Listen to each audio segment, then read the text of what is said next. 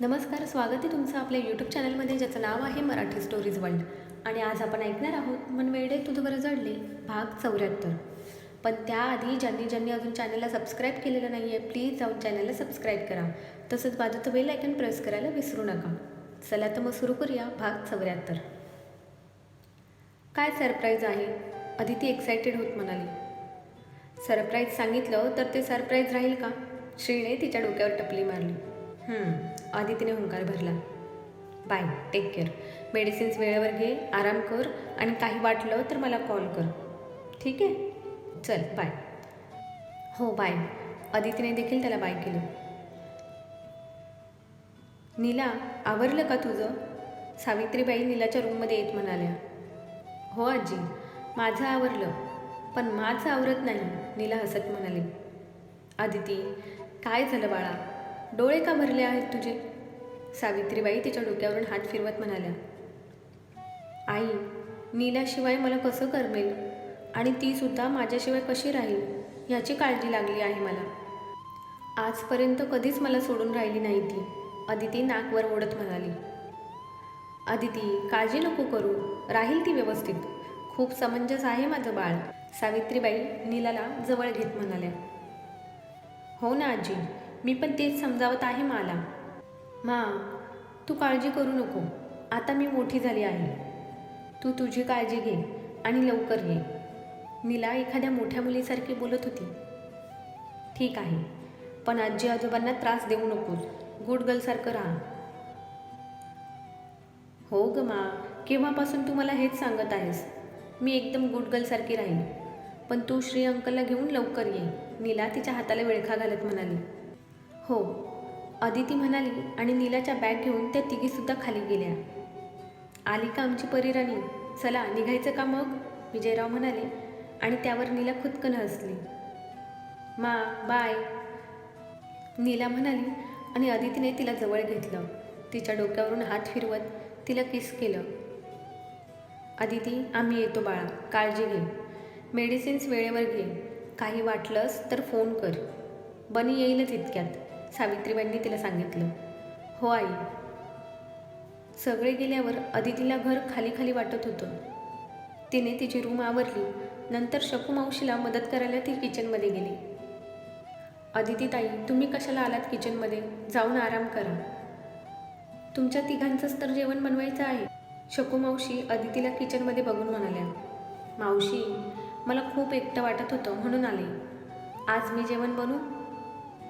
नाही, अजिबात नाही. श्री साहेबांची तशी सक्त ताकीद आहे, शकू मावशी म्हणाल्या. मावशी प्लीज ना, ते काही नाही बोलणार, मी हमी देते, मग तर झालं. बरं ठीक आहे, पण मी मदत करणार, तुम्ही एकटीने जेवण बनवणार नाही. अगं बाई, अजून एक तर मी विसरलेच होते, शकू मावशी विचार करत म्हणाल्या. काय? कुणीतरी जेवायला येणार आहे असं श्री साहेब म्हणत होते. मला म्हणाले साधंच जेवण बनवा, पण एका माणसाचं जेवण जास्त बनवा, शकू मावशी म्हणाली. चालेल की, अदिती हसत म्हणाली आणि कामाला लागली. कदाचित हेच त्यांचं सरप्राईज असेल, कुणीतरी खास व्यक्ती असेल, पण कोण? अदिती विचार करत होती. तिने वाटाणा बटाट्याची भाजी, वरण, भात आणि पोळ्या केल्या. जेवण झाल्यावर ती बाहेर येऊन बसली. तिने घड्याळात पाहिलं तर 7 वाजून गेले होते, पण ना बनीचा पत्ता होता ना श्रीचा. ती तशीच हॉलमध्ये बसून होती, श्रीची वाट बघत होती. तिचं सगळं लक्ष बाहेर होतं. गाडीचा आवाज आला आणि अदितीचा चेहरा खुलला. हॅलो वहिनी डार्लिंग, काय झालं असं तोंड बारीक करून बसायला? बनी अदितीसमोर बसत म्हणाला. मग काय करू, घरात कोणीच नव्हतं तर माझं मन अजिबात लागत नव्हतं, अदिती गाल फुगवत म्हणाली. अगं टी व्ही का नाही लावली? तेवढाच विरंगुळा. माझं मन नव्हतं होत टी व्ही बघायचं, अदिती तोंड वाकडं करत म्हणाली. अच्छा, आता कळलं मला काय झालं ते. भाईची वाट बघितली जात आहे तर? नाही, तसं काही नाही. बनी, आई बाबा गावी पोचले असतील का? अदितीने विषय बदलला. मग कसं आहे? बनी, आई बाबा पोचले असतील का? थांब, आपण नीलाला कॉल करू. बनी बोलतच होता की अदितीचा फोन वाजला. वहिनी, नवीन फोन? बनी भुवया उडवत हसत म्हणाला. हो, कालच त्यांनी गिफ्ट दिला. अदिती जरासं लाजत म्हणाली. त्यांनी गिफ्ट दिला? बनी मुद्दाम त्यांनी या शब्दावर जोर देत म्हणाला आणि कॉल रिसीव्ह केला. हॅलो एव्हरीवन, बनी म्हणाला. व्हिडिओ कॉल चालू होता. कधी पोचलात? बनीने विचारलं. हे काय आत्ताच? म्हटलं अदिती काळजी करत असेल, तिला सांगावं आम्ही पोचलो ते, विजयराव म्हणाले. हो, आता तेच बोलत होती आणि तुमचा कॉल आला. थांबा, तिच्याबरोबर बोला, बनी म्हणाला आणि त्याने फोन अदितीकडे दिला. प्रवास कसा झाला बाबा?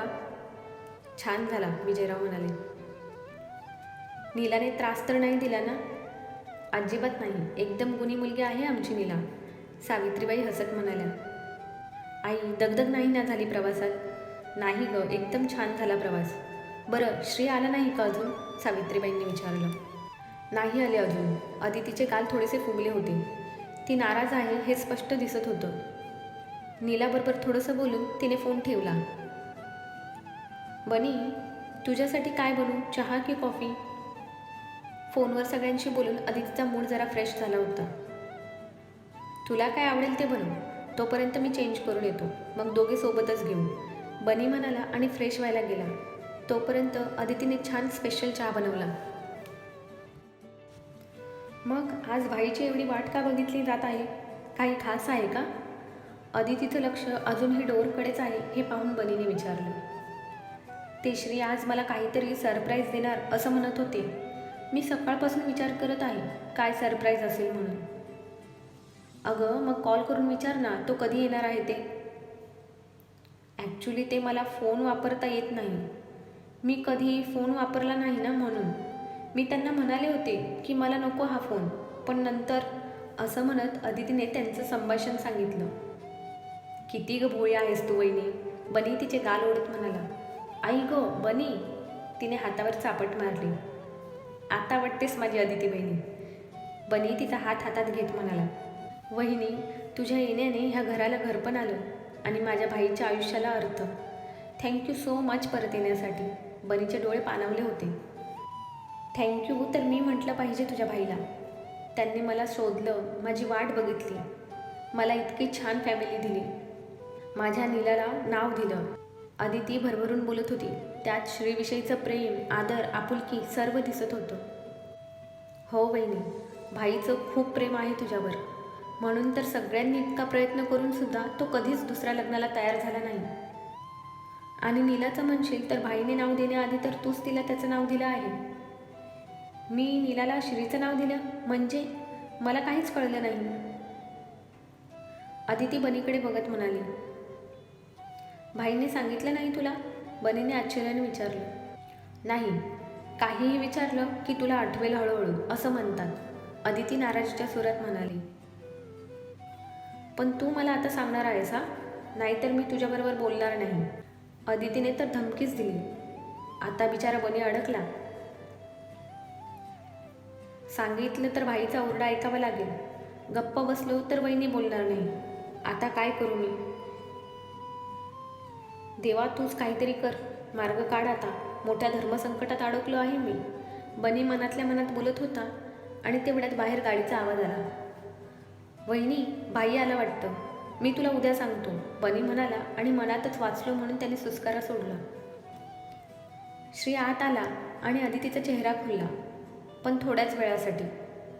तिचं लक्ष श्रीबरोबर बोलत असणाऱ्या मुलीकडे गेलं आणि तिचा चेहरा खाडकन उतरला.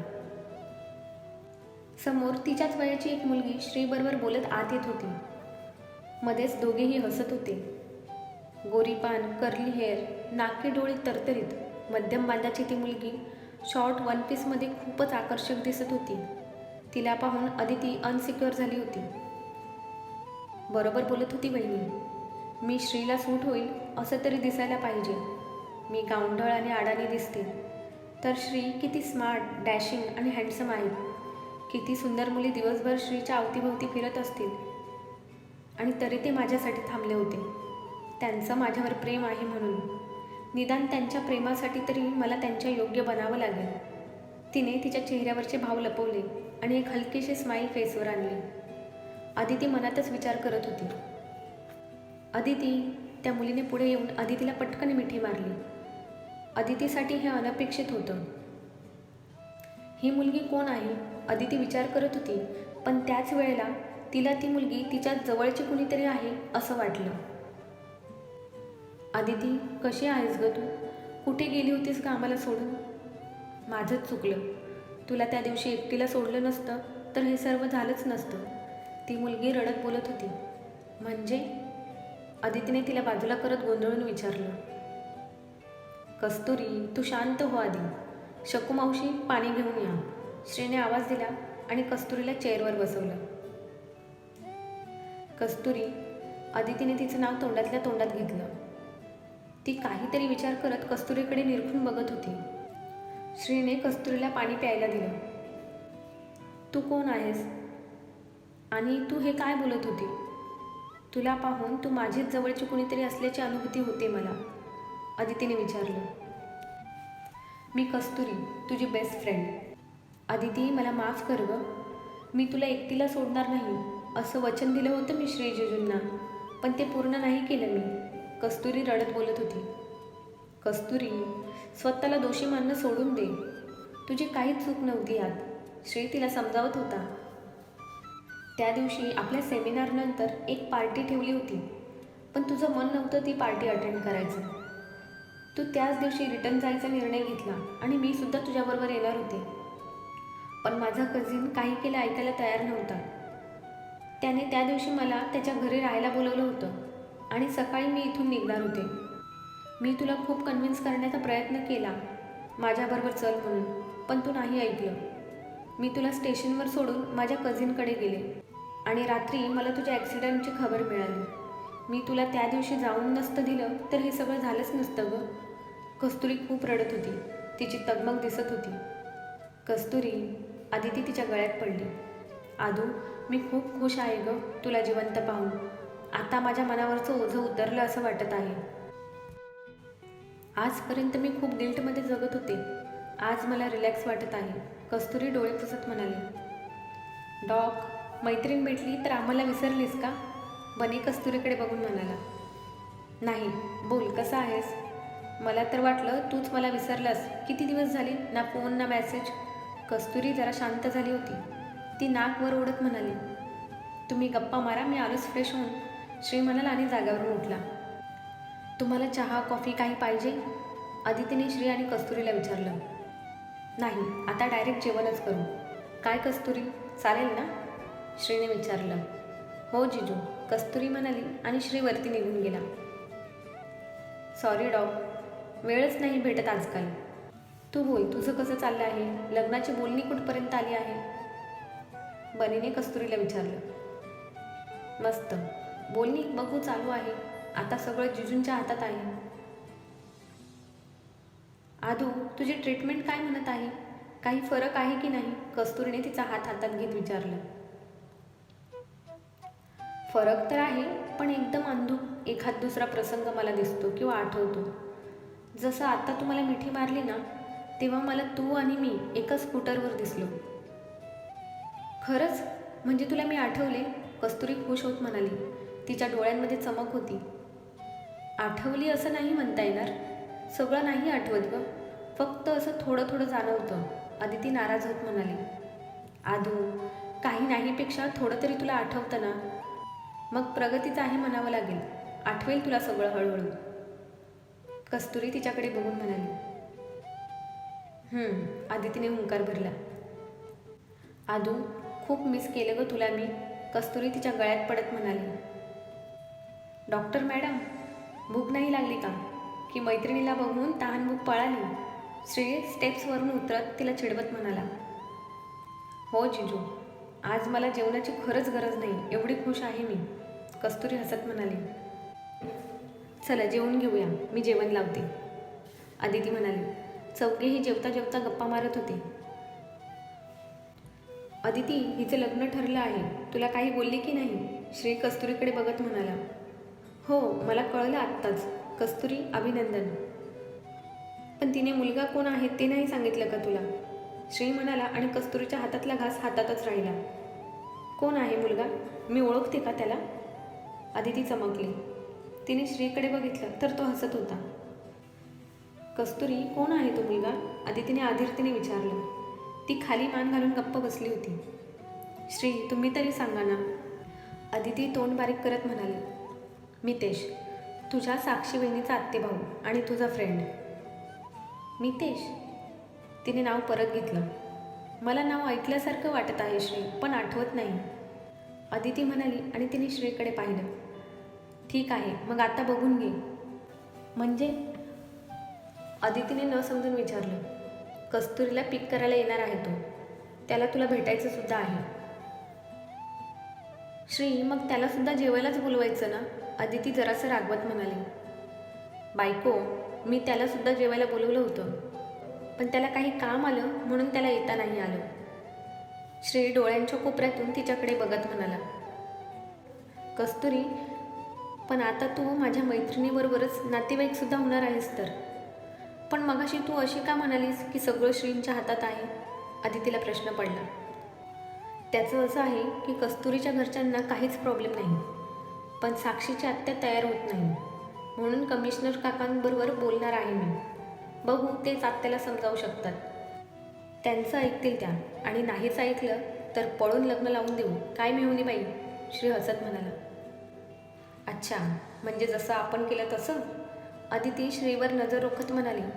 आणि इकडे मात्र बनी आणि कस्तुरी दोघेही त्यांच्याकडे शॉकमध्ये बघत होते. श्रीने डोळ्यांनीच त्यांना नाहीमध्ये खुणावलं. कस्तुरी, तुझ्या अफेअरबद्दल मला माहिती होतं का? अदितीने विचारलं. नाही, मितेश आणि माझी फ्रेंडशिप तुझ्यामुळेच झाली होती. मी त्याला दादा आणि साक्षी बहिणीच्या एंगेजमेंटमध्ये भेटले होते. तूच ओळख करून दिली होती आमची. मग त्यानंतर हळूहळू मैत्री झाली. तुझ्या जाण्याने मी खूप तुटले होते, खूप डिस्टर्ब होते. तेव्हा मितेशने मला खूप समजावलं, माझी काळजी घेतली. त्याच्या मैत्रीमुळे मी सावरले. त्या दरम्यान आम्ही परत जवळ आलो. आणि मग एके दिवस मितेशने मला प्रपोज केलं. मलासुद्धा तो आवडत होता, म्हणून मी सुद्धा त्याला हो म्हटले. पण आमच्या सासूबाईंना काही मी सून म्हणून पसंत नाही. कस्तुरीने शॉर्टमध्ये तिची लव्ह स्टोरी सांगितली. वाव, पण मग तू हे साक्षी बहिणीला का नाही सांगितलं? तिने समजावलं असतं ना तिच्या आत्याला, अदिती म्हणाली. तिने सुद्धा प्रयत्न केला गादू, पण त्या काही ऐकायला मागत नाही. कस्तुरी वैतागत म्हणाली. का, त्यांचा काय प्रॉब्लेम आहे? त्या का नाही म्हणत आहेत ह्या लग्नाला? काहीतरी कारण तर असेलच ना? अदितीने विचारलं. हो, आहे ना कारण, कस्तुरी नाक मुरडत म्हणाली. काय कारण आहे? अदितीने विचारलं. त्यांना त्यांच्या स्टेटसला शोभेल अशी सून हवी आहे. आम्ही मिडल क्लास माणसं, ते खानदानी श्रीमंत. हा एवढा मोठा फरक आहे माझ्या आणि त्याच्या फॅमिली बॅकग्राऊंडमध्ये. कस्तुरीचे डोळे भरले होते. कस्तुरी, श्री नक्की प्रयत्न करतील. तिने कस्तुरीच्या हातावर हात ठेवत तिला धीर दिला.